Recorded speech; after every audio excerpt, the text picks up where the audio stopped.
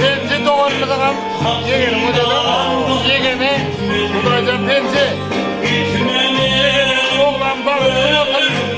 Aktık çubukluklar otursun. Hocam gel. Hem memlesinden tölür ne versin. İnşallah ne diyeyim bak. Sağ olun çıktığım. Bugün baş bakın. Sağ ol.